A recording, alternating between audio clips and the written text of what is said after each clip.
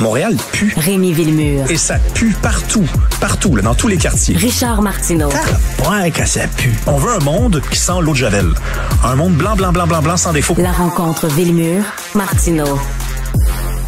Dans 2 semaines, le 30 octobre, on va célébrer le 30e anniversaire du fameux référendum de 1995. Là, tout le monde va en parler, puis on va revenir avec nos rétrospectives et tout ça. Et là, tu dis, la machine à boucan est partie. Ben oui, la machine... Regarde, on va commencer ça autrement. Mettons là, que tu t'intéressais à la Corée du Nord, aux secrets d'État, aux coulisses de la Corée du Nord. T'irais fouiller où, mettons? Est-ce que tu irais écouter Kim Jong-un, ce qu'il a à dire là-dessus? Non, tu irais voir ailleurs. Tu te dirais, il me semble que Kim Jong-un, c'est pas mal la version officielle. Ben oui. Là où je veux en venir, c'est que la presse, donc, nous sort cette semaine un texte qui est fondé sur des informations privilégiées auxquelles aurait eu accès The Canadian Press sur les coulisses du référendum de 95. Puis ça, c'est comme l'enquête de la presse. Il y a des affaires qui sont pas claires. En octobre 95, qu'est-ce qui s'est passé? Le financement, on sait qu'il y a eu une enquête du juge Bernard Grenier. Mais la presse, elle, est allée fouiller. En disant, le problème, c'est les souverainistes. C'est le camp du oui, c'est ça? Non, ben là, ils nous disent un truc qu'on savait déjà, là, soit dit en passant, ils nous disent que le camp du non, au départ, du point de vue fédéral, s'était dit, on va laisser les Québécois gérer ça, Daniel Johnson, au Québec, bon, puis, mais ici, à Ottawa, on va se retirer, la posture noble, et vers la fin, ils ont vu que, tu sais, quand Lucien Bouchard est arrivé dans la campagne, que ça chauffait. Ben oui. Donc, Jean Chrétien s'en est mêlé. Mais ça, on le savait depuis, je veux dire, le début des années 2000, il y a des documentaires qui ont été faits là-dessus. Mon point, Richard, c'est que il y a des journalistes, il y a un camp idéologique qui prétend vouloir fouiller pour les bonnes raisons, mais ils ne font juste nous déterrer des vieilles affaires qu'on sait, alors qu'il y a des choses qu'on ne sait toujours pas. Et ça serait intéressant que des journalistes s'intéressent pour vrai à ça. Parce que je rappelle quand même, puis je vais le faire dans 2 semaines aussi, parce que je pense que les circonstances l'exigent, il y a des affaires très louches qui sont produites en octobre 95. Prenons par exemple les résidences permanentes, parce qu'on sait, les immigrants qui étaient résidents permanents en 95, qui n'avaient pas le droit de vote. On a accéléré soudainement le processus. Écoute, on l'a tellement accéléré que, regarde bien ça, en 95, le nombre total de résidents permanents qui se sont vus offrir la citoyenneté, donc le droit de vote. Puis tu sais, c'est la grosse cérémonie avec le drapeau du Canada. On est dans une année référendaire. Qu'est-ce qu'on incitait les gens à faire d'après toi? 43 855 le total. Là, tu me dirais, ben écoute, c'est-tu un nombre moyen? Écoute, en 96, ça a baissé de 40 le nombre de droits de vote qui ont été accordés à des résidents permanents. Et en 1993, 2 ans avant 1995, on était à 23 799. Donc là, je ne vais pas nous noyer sous les chiffres, là, mais c'est 87 de plus entre 93 et 95. C'est pas une coïncidence. Ce n'est pas du tout une coïncidence. Et écoute, le mois d'octobre 95, je pense que le mois d'octobre, c'est 1 mois sur 12. Hein? Donc, on devrait normalement diviser 43 855 par 12, puis ça nous donnerait le nombre de droits de vote qui a été accordé en octobre 95.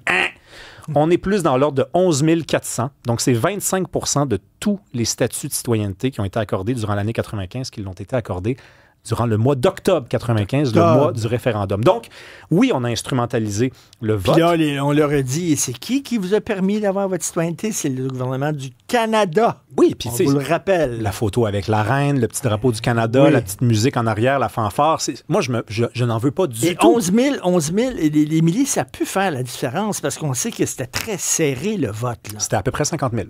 C'est 55 000 au dernier décompte. Donc, oui, il faut regarder là. Le Lovin, Richard? Le Lovin, j'étais là. J'avais 34 ans en 95. Je suis allé à la Place du Canada. Les Anglaises d'Edmonton puis de Saskatoon qui venaient nous embrasser des gros becs mouillés en disant « On vous aime, partez pas, on vous adore au Québec. » C'était surréaliste, c'était n'importe quoi. Ça a été financé, ça. Ça a été financé, mais on ne sait toujours pas par qui. Ben, Air Canada donnait des vols gratuits aux Anglaises pour venir nous frencher ici à la Place du Canada. Ça partait de Terre-Neuve, ça partait de Vancouver. Puis j'essaie depuis des années de retrouver une photo d'origine qui est dans un documentaire où il y a une photo aérienne qui a été prise de la Place du Canada après le départ de ces gens-là qui sont quand même bien retournés chez eux. Ben oui. Ils n'ont même pas daigné ramasser leur drapeau. Donc, tu avais 100 000 personnes sur la Place du Canada avec des drapeaux du Canada. On vous aime, les Québécois, on vous aime. OK, les autobus sont là, on retourne. On descend, on laisse tomber les drapeaux, on ramasse pas, on n'est pas chez nous ici. Donc ça, c'est arrivé. Et encore à ce jour, on ne sait pas qui a financé ça. Tu me dis, la visite est partie, puis à toutes les... La visite est partie, on ramasse pas. Nous autres, on est arrivé avec rien, sauf notre malhonnêteté, et on part comme ça dans le désordre. Ça, on ne sait toujours pas. Juge Grenier, c'est une enquête du début des années 2000. Bernard Grenier se fait donner un mandat d'enquêter.